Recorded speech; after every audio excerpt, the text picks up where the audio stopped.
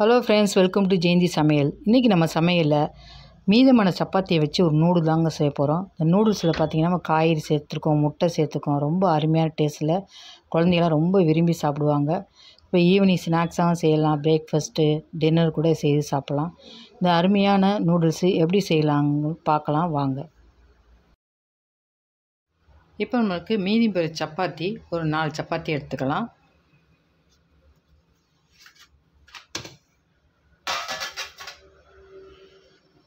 சப்பாத்தி எடுத்துகிட்டு நல்லா சுருட்டிக்கோங்க.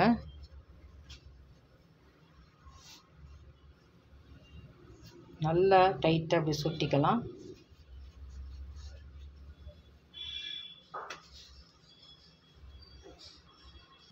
இப்போ நல்லா சுருட்டினதுக்கப்புறம் இதை எவ்வளோ மெலிசாக உங்களால் கட் பண்ண முடியுமோ அவ்வளோ மெலிசாக கட் பண்ணிக்கோங்க.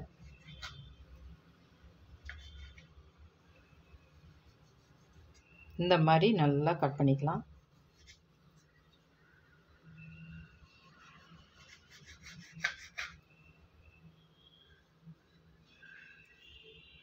இப்போ பாருங்கள், இந்த மாதிரி நல்லா மெலிசாக எல்லாத்தையும் கட் பண்ணி எடுத்தாச்சு. இப்போ இந்த ஒரு தட்டில் இப்போ எடுத்து வச்சிடலாம்.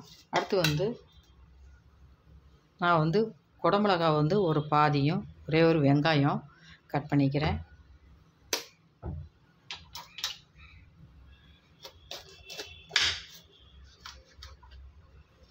உங்களுக்கு ஃபுல்லாக வேணுன்னா கூட போட்டுக்கோங்க. இதை நல்லா மெலிசாக கட் பண்ணிக்கலாம்.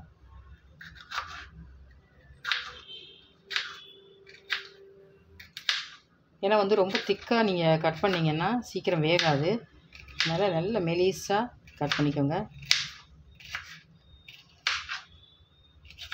நீளமாக கட் பண்ணிக்கலாம்.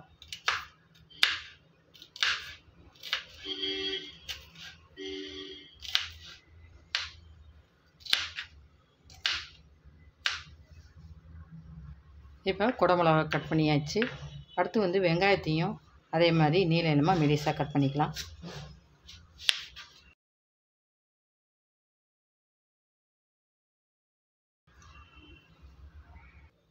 இப்போ நறுக்கிட்டு நல்லா இந்த மாதிரி உதுத்து விட்டுருங்க.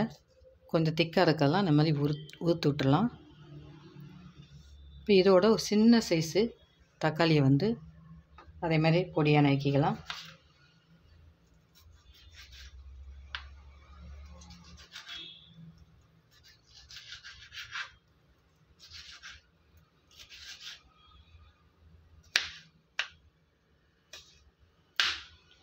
அவ்வளோதான். இப்போ நறுக்க வேண்டியதெல்லாம் நறுக்கியாச்சு. இப்போ நம்ம ரெடி பண்ணிடலாம். இப்போ ஸ்டவ்வை பற்ற வச்சு தேவையான எண்ணெய் சேர்த்துக்கலாம்.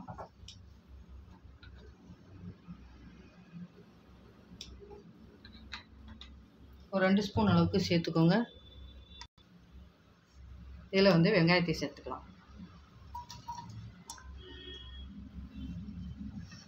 வெங்காயம் குடமிளகாவும் சேர்த்துக்கலாம். கொஞ்சம் வதங்கினோடனே தக்காளி சேர்த்துக்கோங்க.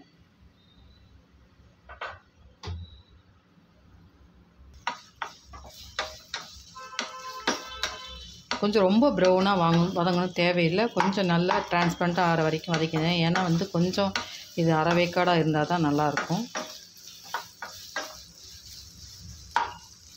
இந்த வெங்காயத்தெல்லாம் கொஞ்சம் நல்லா திக்காக இருக்கலாம் பிரித்து விட்டுருங்க. இப்போ வெங்காயம் இந்த அளவுக்கு வதங்கிடுச்சு. இப்போ இதோட நம்ம 2 முட்டையை சேர்த்துக்கலாம்.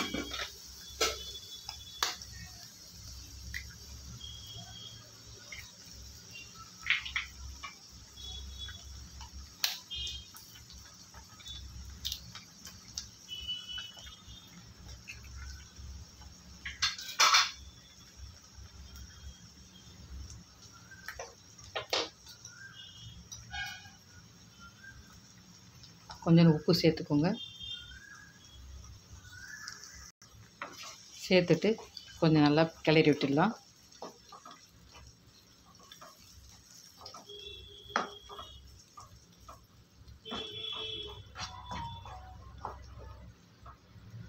இப்போ 1-2 வதங்கிறதுக்கு முன்னாடியே இப்போ இதோட தக்காளி சேர்த்துடலாம்.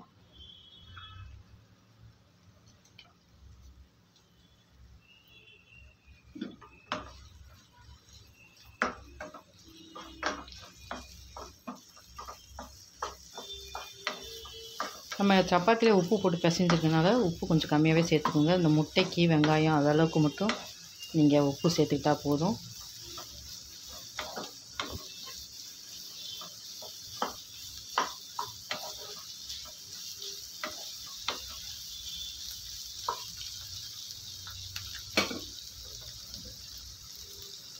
இப்போ இதோட ஒரு ஸ்பூன் வந்து காஷ்மீர் சில்லி சேர்த்துக்கிறேன். காஷ்மீர் சில்லி பார்த்திங்கன்னா நல்லா கலர் கொடுக்கும்.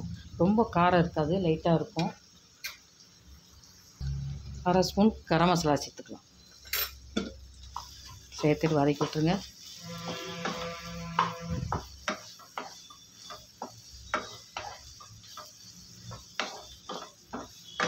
இப்போ இதோட நம்ம பொடி பண்ணி வச்சுருக்க சப்பாத்தியை போட்டுடலாம். கொஞ்சம் இந்த மிளகாத்தூளோட பச்சை வாசனை போகட்டும். இப்போ இதோட இந்த சப்பாத்தியை சேர்த்துக்கலாம்.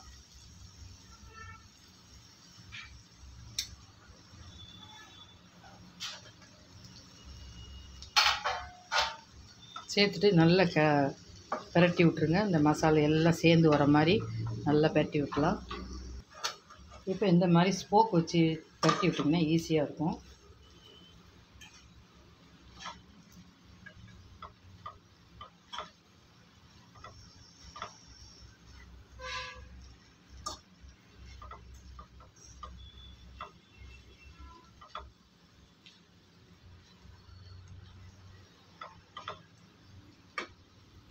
இப்போ ஸ்டவ்வில் நல்லா ஹையில் வச்சுட்டு இந்த சப்பாத்தி வந்து இந்த மசாலாவோட நல்லா சூடாகணும். அந்தளவுக்கு மட்டும் பிரட்டி விட்டால் போதும்.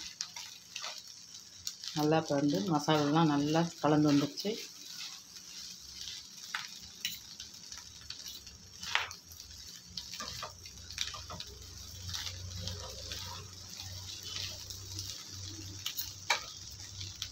அவ்வளோதான். இதோட கொஞ்சோண்டு கொத்தமல்லி சேர்த்துக்கலாம். நல்லா கலந்து விட்டுருங்க.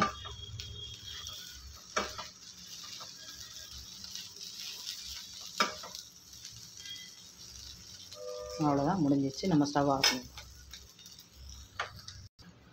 அவ்வளோதாங்க. அருமையாக மீதம் இருக்கிற சப்பாத்தி வச்சு ஒரு அருமையான பிரேக்ஃபாஸ்ட் டின்னர் எதுக்கு வேணால் யூஸ் பண்ணிக்கலாம். ரொம்ப சூப்பராக இருக்கும்.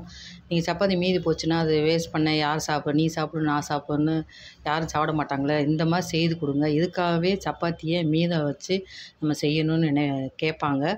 அந்தளவுக்கு டேஸ்ட்டு சூப்பராக இருக்கும். இந்த கொத்து பரோட்டா டேஸ்ட்டில் இருக்கும். அப்புறம் என்னங்க, நீங்களும் இதே மாதிரி செய்து பாருங்கள். செய்து பார்த்து எப்படி இருக்குன்னு கமெண்ட்டில் போடுங்க. மொதல் என் சேனலை பார்க்க வந்தால் சப்ஸ்கிரைப் பண்ணி வச்சுக்கோங்க. மறந்துடாமல் பெல் பட்டனை ப்ரெஸ் பண்ணி வச்சுக்கோங்க. அப்போ தான் நான் போகிற வீடியோலாம் ஒன்றுக்கு ஒன்று நோட்டிஃபிகேஷனாக வரும். தேங்க்யூ.